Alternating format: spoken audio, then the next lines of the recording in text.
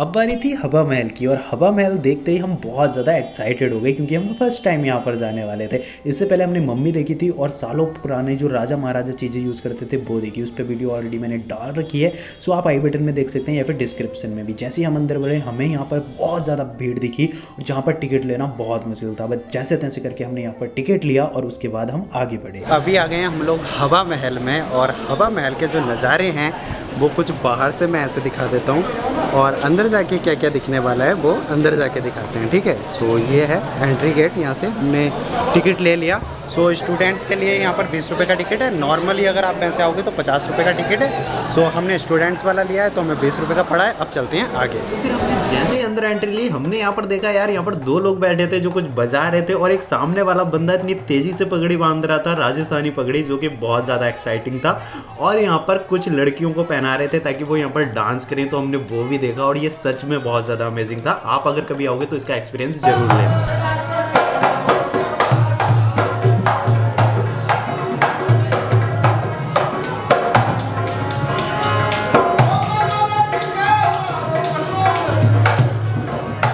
और फिर हम यहाँ से आगे बढ़े तो हमें नेक्स्ट रूम में भी कुछ ऐसा ही देखने को मिला, लेकिन ये थोड़ा सा अलग था और वो अलग थे यहाँ के अंकल जो डांस कर रहे थे।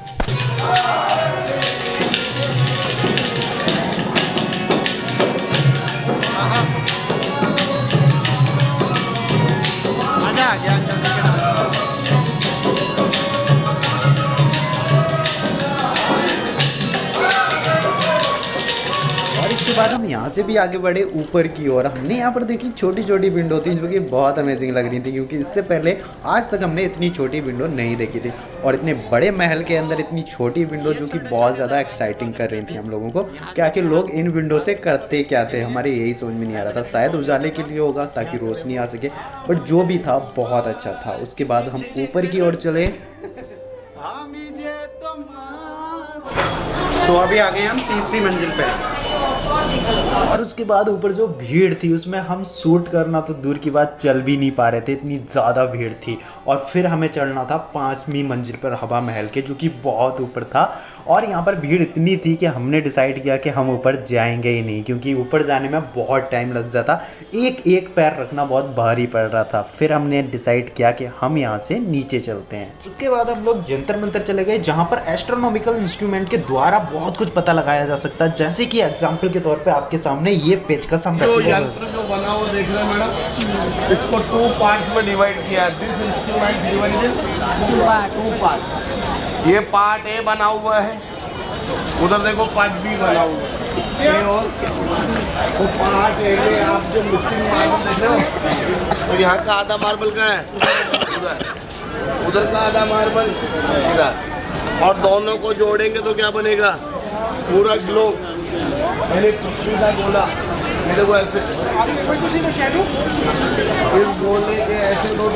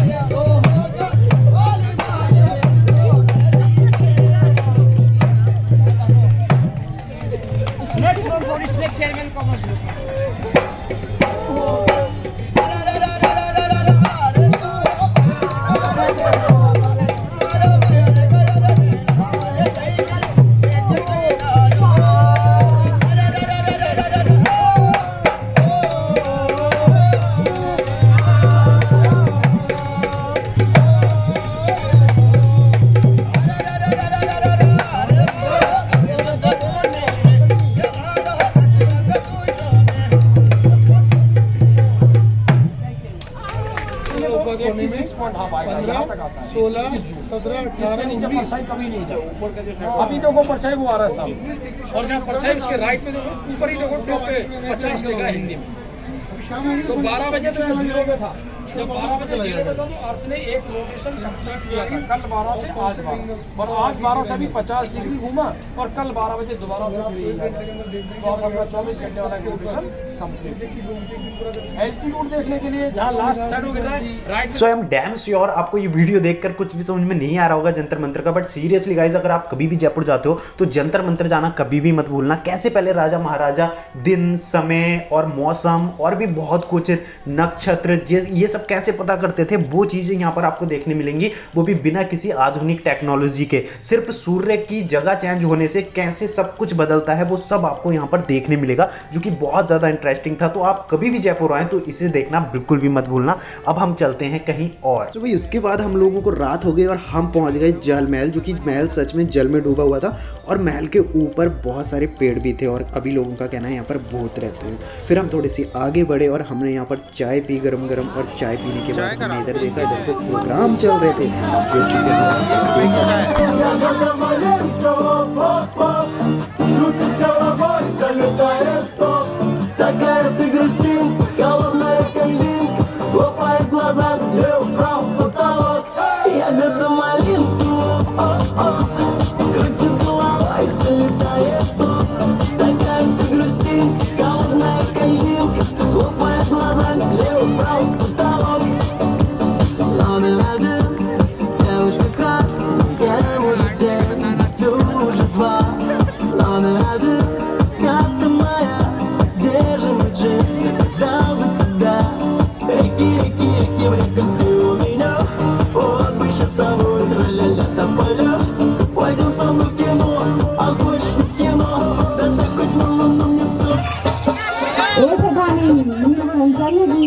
आज मैं गई तो पूरी बंठन कर दूंगी।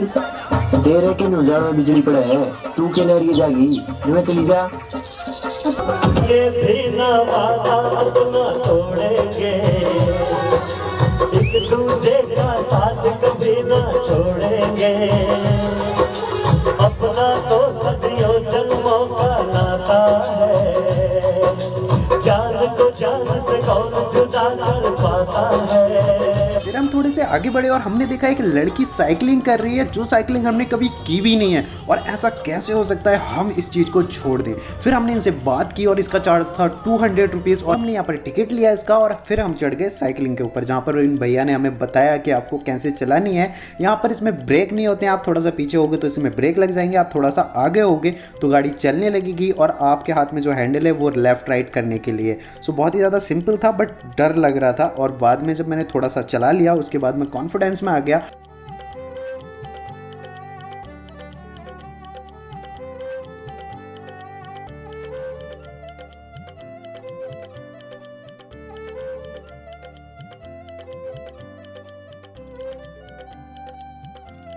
तो ये सच में बहुत ज़्यादा अमेजिंग लग रहा था और दिल ही नहीं कर रहा था इसे छोड़ने का, बट क्या करता, यहाँ पर मेरी टाइमलाइन ख़त्म हो गई थी और मुझे यहाँ पर उतरना पड़ा मजबूरी में, और उसके बाद फिर हम आगे के लिए निकल गए।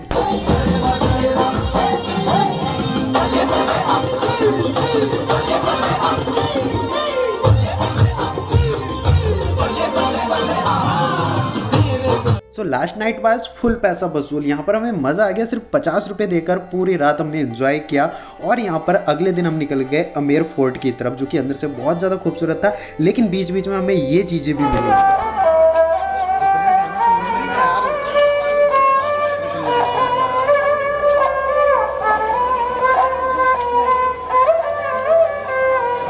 उसके बाद हमें यहाँ से भी जाना पड़ा क्योंकि अभी हमें पूरा फोर्ट घूमना था, और आगे चल के हमें पता चला कि यहाँ पर एक छोटा सा महल है, मतलब महल के अंदर एक छोटा सा महल है जो शीश महल के नाम से जाना जाता है, और इसकी पूरी की पूरी ये पूरा का पूरा रूम मतलब शीशे से जड़ा हुआ है। जितना भी कुछ आप यहाँ पर देख रहे हो सब छोटे छोटे शीशों से जुड़ा हुआ है, और ये कई 100 साल पहले बनाया गया था और अभी तक ऐसा ही है, और ये सच में बहुत ज़्यादा अमेजिंग लग रहा था। आप देख सकते हैं, आप यहाँ पर आके हटा नहीं सकते। सो भाई अमेर फोर्ट तो ना भूल भुलैया बन रखा है पूरा, मतलब इधर से गेट, उधर से गेट, इधर से सीढ़ी, उधर से सीढ़ी, कुछ पता नहीं चल रहा है।